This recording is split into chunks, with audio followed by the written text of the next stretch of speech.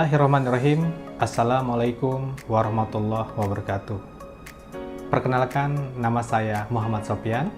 Saya salah satu dosen di program studi pendidikan sejarah FKIP Universitas Mula Warman.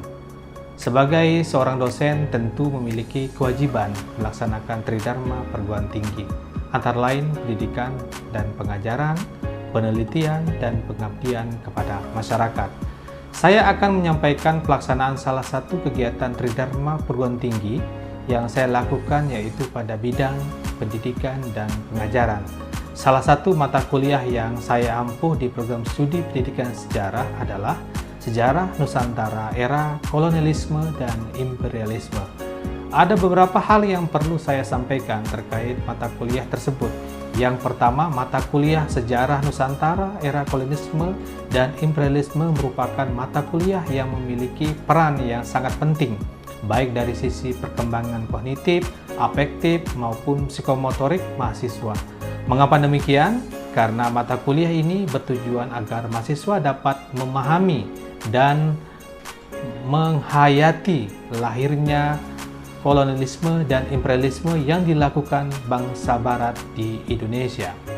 Mata kuliah ini diajarkan pada semester 4 dengan jumlah SKS 3 dan merupakan mata kuliah wajib di program studi pendidikan sejarah.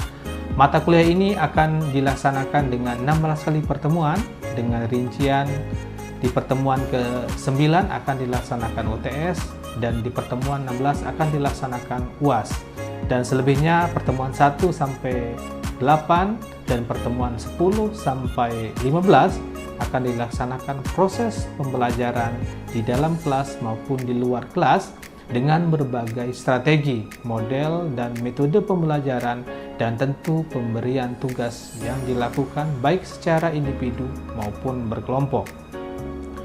CPL Prodi pada mata kuliah ini adalah memperkuat kajian tentang sejarah nasional Indonesia dan kawasan internasional dari prasejarah sampai kontemporer, dan sejarah tematis meliputi cabang kajian sejarah dan ilmu bantunya. Kemudian CPMK-nya adalah sebagai berikut. Yang pertama adalah mahasiswa mampu memahami latar belakang dan pengertian kolonialisme dan imperialisme. Yang kedua, mahasiswa mampu memahami awal kedatangan bangsa barat di Indonesia. Yang ketiga, mahasiswa mampu memahami Piramide Indice Company atau POC. Yang keempat, mahasiswa mampu memahami periode pemerintahan Herman Willem Daendels. Dan yang kelima, mahasiswa mampu memahami periode pemerintahan Thomas Raffles. Yang keenam adalah mahasiswa mampu memahami sistem tanam paksa atau kultur sel-sel. Yang ketujuh, mahasiswa mampu memahami zaman liberal di Hindia Belanda. Dan yang ke-8, mahasiswa mampu memahami perlawanan menentang kolonialisme Hindia Belanda. Dan yang ke-9 adalah mahasiswa mampu memahami politik dan sosial ekonomi Hindia Belanda pada abad ke-19 dan ke-20. Rencana pembelajaran yang akan dilaksanakan pada mata kuliah ini selama 16 kali pertemuan dengan sub CPMK antara lain sebagai berikut. Yang pertama, mahasiswa mampu memahami esensi dan tugas mata kuliah Sejarah Nusantara Era Kolonialisme dan Imperialisme. Yang kedua, mahasiswa mampu memahami latar belakang dan pengertian imperialisme. Dan yang ketiga, mahasiswa mampu memahami pelayaran dan perdagangan sebelum abad ke-15. Dan yang keempat, mahasiswa mampu menganalisis awal kedatangan bangsa barat di Nusantara. Yang kelima, mahasiswa mampu menganalisis awal kedatangan bangsa barat di Nusantara. Yang keenam dan ketujuh, mahasiswa mampu menganalisis Piramide Indice Company atau POC. Dan yang ke-8, mahasiswa mampu menganalisis periode pemerintahan William Daendels. Dan yang ke-10, mahasiswa mampu menganalisis periode pemerintahan Thomas Raffles. Sedangkan ke-11 dan ke-12, mahasiswa mampu menganalisis sistem tanam paksa atau kultur sel-sel. Yang ke-13, mahasiswa mampu menganalisis zaman liberal di Hindia Belanda. Dan yang ke-15, mahasiswa mampu menganalisis perlawanan menentang kolonialisme Hindia Belanda. Yang ke-15, mahasiswa mampu menganalisis politik dan sosial ekonomi Hindia Belanda pada abad ke-19 sampai ke-20. Baik, selanjutnya saya akan menampilkan video pembelajaran sejarah nasional era kolonialisme dan imperialisme. Bismillahirrahmanirrahim. Assalamualaikum warahmatullahi wabarakatuh. Selamat siang semuanya. Ya, salam sehat, selamat siang, salam sejahtera. Yang saya hormati, sayangi dan banggakan mahasiswa-mahasiswi. Alhamdulillah di siang hari ini kita bisa hadir dalam perkuliahan pada siang hari ini. Bagaimana kabarnya? Baik. Sehat? Ya, alhamdulillah ya rabbil alamin ya. Kabarnya sehat selalu. Sebelum kita melaksanakan perkuliahan, alangkah lebih baiknya kita mulai dengan berdoa. Ya, mungkin cuttingnya Mario untuk bisa memimpin doa dulu. Ya, silakan. Sebelum kita memulai pembelajaran, mari kita berdoa untuk agama dari masing-masing. Berdoa dulu. Berdoa selesai. Baik, terima kasih Mario. Sudah selesai. Kita mau ngecek dulu kehadiran kalian. Silahkan kalian isi resesinya terlebih dahulu. Ya, buka ya.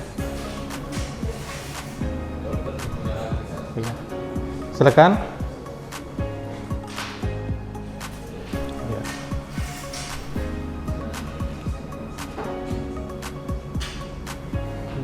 Ada yang tidak hadir? Cuttingnya, Mario? Oh iya. Kemana dia, Agil? Oh iya, sakit ya.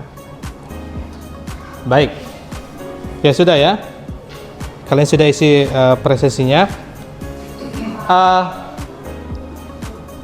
Minggu lalu kita sudah membahas ya materi terkait dengan pelayaran samudra dan perdagangan sebelum abad ke-15.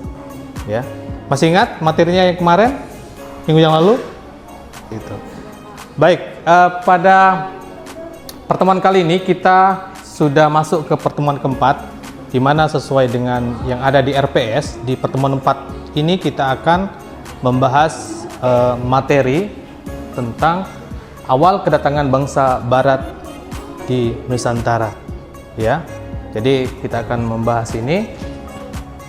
Tujuan kita membahas ini adalah diharapkan nanti mahasiswa ya bisa memahami dan mampu menganalisis bagaimana latar belakang kedatangan bangsa Barat di Nusantara dan dampaknya terhadap masyarakat yang ada di Nusantara, ya, seperti itu. Baik, saya mau jelaskan terlebih dahulu. Yang kalian ketahui, negara-negara mana yang pernah datang di Nusantara? Negara apa saja? Ya, Portugis, Belanda, Inggris, Spanyol. Iya, yang Barat. Siapa lagi? Portugis, ya. Perancis juga, tapi tidak udah lama ya, seperti itu. Tapi yang banyak memberikan andil besar terhadap sejarah di Nusantara itu adalah yang sudah kalian sebut tadi ya. Tepuk tangan buat kita semua ya. Ya, baik. Nah, tadi adalah negara-negara yang pernah datang di Nusantara, dan saat ini kita akan kemudian membahas terkait dengan bagaimana latar belakang kenapa bangsa Barat itu datang ke Nusantara ya.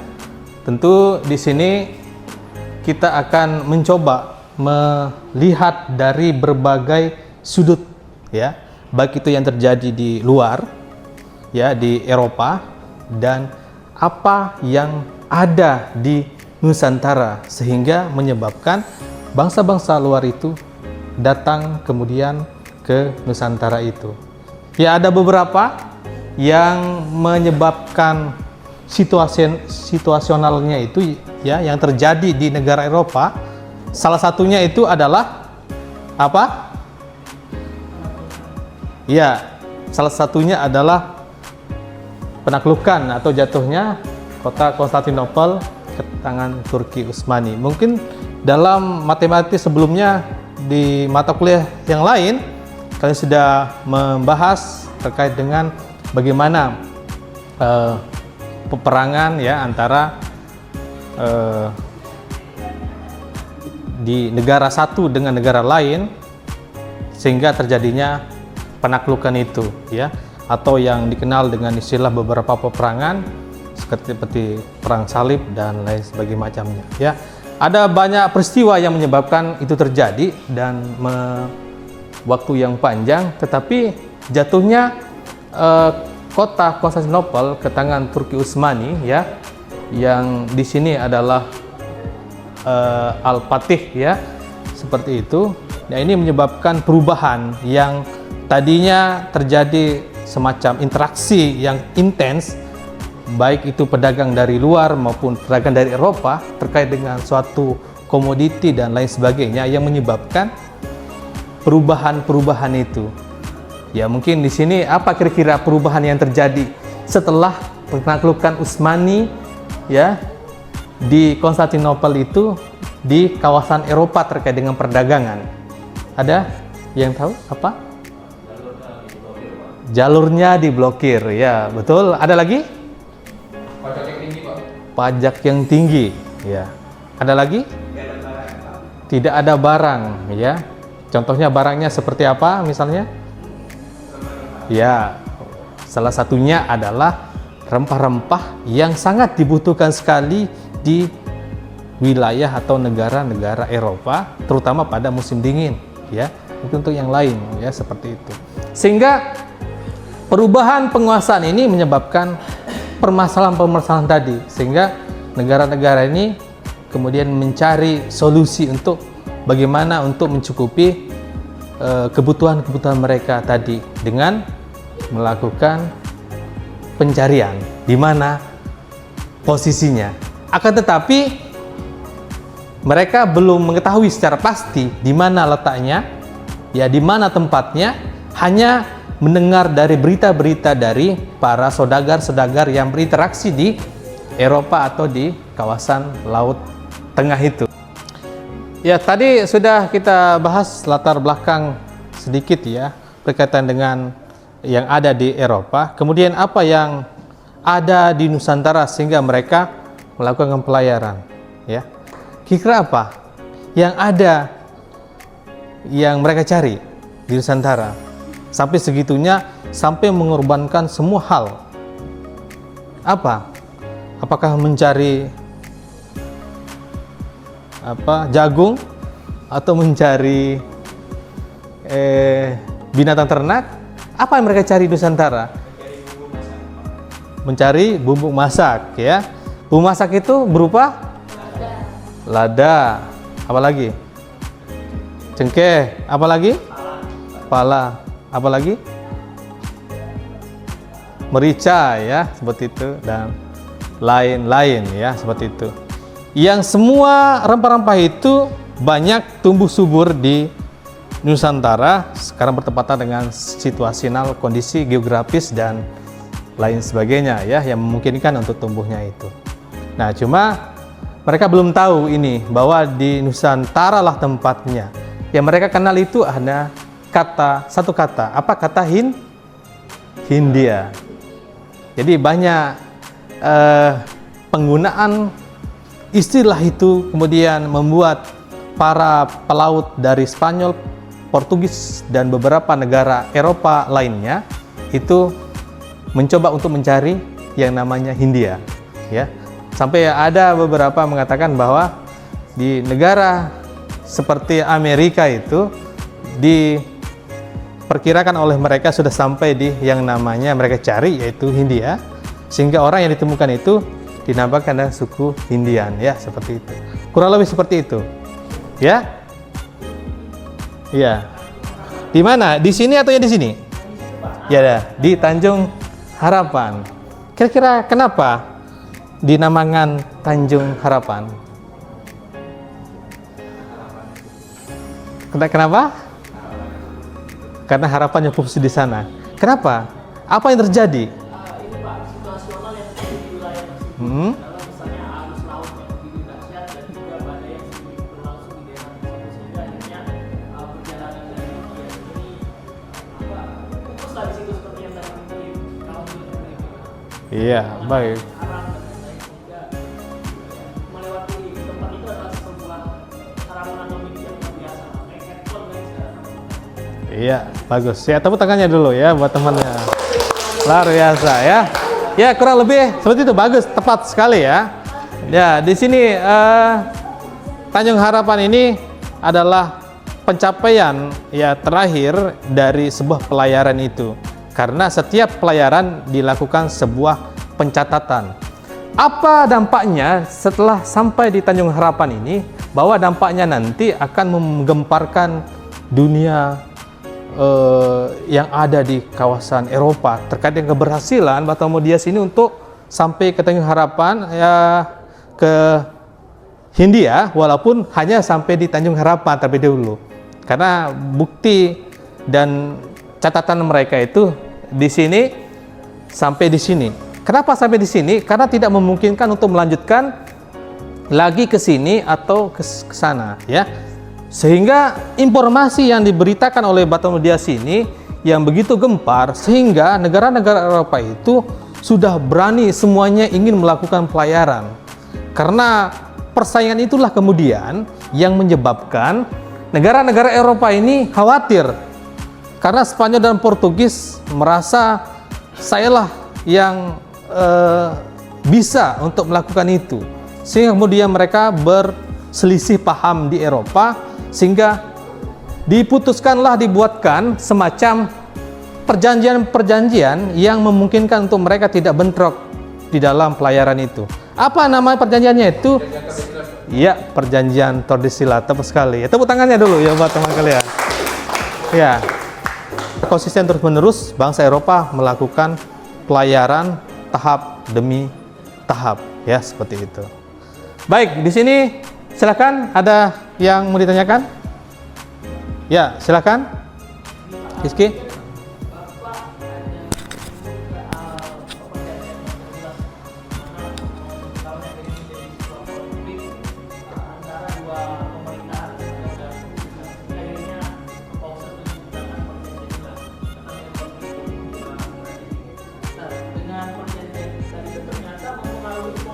Penjajahan yang dilakukan oleh Portugal dan Spanyol di Nusantara khususnya, Pak. Sehingga pola-pola ini menentukan bagaimana perkembangan dari penjelajahan yang dilakukan oleh dua kerajaan ini. Nah, ini mungkin menjadi pertanyaan, Pak. Kenapa akhirnya Portugis dapat lebih awal menguasai jalur perdagangan rempah-rempah yang ada ini? Ya, baik, terima kasih ya. Pertanyaan yang super sekali. Ya, sebelum saya menjawab, mungkin ada yang mau mencoba untuk menjawab pertanyaan dari temannya. Silakan. Ya, silakan. Jadi dari yang saya tangkap dan juga itu kan perjanjian Tordesillas 1434. Ya. Nah, ini dia menetapkan batas wilayah penjelajahan di garis tujuan 3008 ini Portugis akhirnya mendominasi jalur rempah-rempah di Maluku pada abad ke-16 sampai akhirnya dikalahkan Belanda. Nah, perjanjian Tordesillas ini menjadi salah satu dasar pembagian pengaruh penjajahan Eropa di Asia Tenggara. Ya, tepuk tangannya dulu ya. Luar biasa sekali. Ya. Luar biasa ya. Jadi bagaimana ya dengan perjanjian Tordesillas yang membagi menjadi dua belahan ya dunia yang dikunjungi oleh Spanyol dan Portugis, menyebabkan warna tersendiri dari nanti ya arah dari kebijakan penguasaan atau kolonialisme dan imperialisme dari kedua negara ini. Kemudian ini ya peran bangsa Barat dalam rempah-rempah. Karena tadi adalah beberapa tujuan latar belakang mereka itu, tapi intinya di Nusantara itu adalah apa? Mencari sumber rempah-rempah ya. Yang tadi itu kalau bisa kita katakan ya, kita simpulkan dari latar belakang mereka datang itu adalah yang determinannya itu adalah mencari sumber rempah-rempah begitu ya. Awalnya, tapi kalau lanjut lebih jauh lagi ya mungkin akan mengalami perubahan dan perkembangan ya, seiring mereka sejauh mana mereka menguasai satu wilayah tersebut ya, seperti itu. Ya silahkan kita buat kelompok ya. Silakan kalian berbagi menjadi 4 kelompok. Ya, jadi silahkan untuk menyesuaikan ya. Kelompok 1 ya, kelompok 2 silakan diatur ya, berbalik ya, silakan ya. Jadi kelompok 1 ini ya, dampak kedatangan bangsa Barat terhadap masyarakat Nusantara itu materinya adalah perubahan budaya ya, perubahan budaya. Jadi budaya apa yang berubah dengan adanya kedatangan bangsa Barat di Nusantara ya.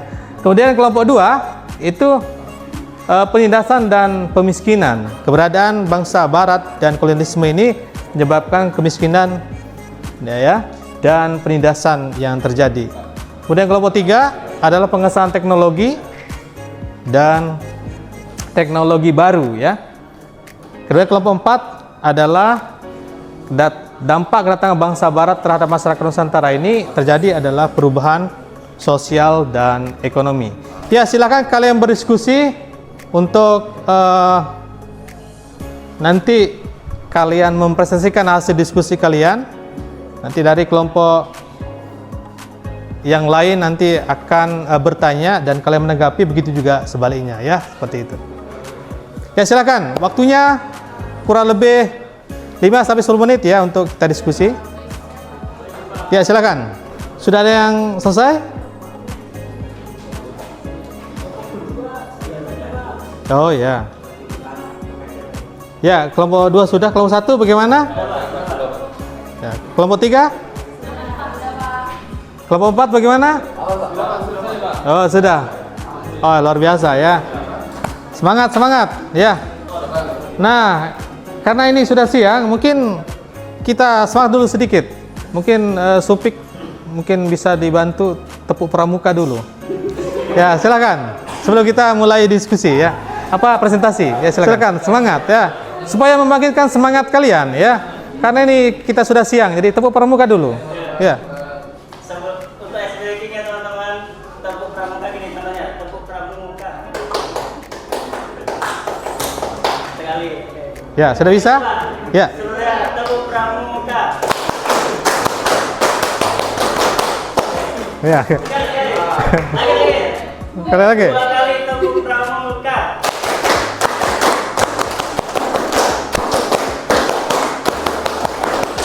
Baik, terima kasih. Ya, lanjutkan ya, kita masuk ke sesi presentasi ya. Silakan kelompok 1 untuk mempresentasikan. Sudah dibahas tadi di pertama awal-awal tadi, perubahan budaya ini didasarkan oleh datangnya bangsa Spanyol, Portugis, Belanda dan Inggris pada abad ke-15. Kemudian bentuk pertukarannya itu ada beberapa dari Baik. Ya, karena kelompok 1 sudah mempresentasikan, kita lanjut ke kelompok 2. Ya, silakan. Mungkin poin-poinnya saja ya yang disampaikan. Silakan. Waalaikumsalam warahmatullahi wabarakatuh. Jadi kali ini saya akan membahas tentang penindasan dan kemiskinan. Kedatangan bangsa Barat ke Nusantara itu membawa banyak sekali dampak yang cukup. Baik, luar biasa sekali. Tepuk tangannya buat kelompok 2 ya. Baik, kita lanjutkan kemudian kelompok 3 ya. Silakan kelompok 3 untuk mempresentasikan hasil diskusinya. Silakan. Jadi kelompok 3 kami membahas tentang dampak kedatangan bangsa Barat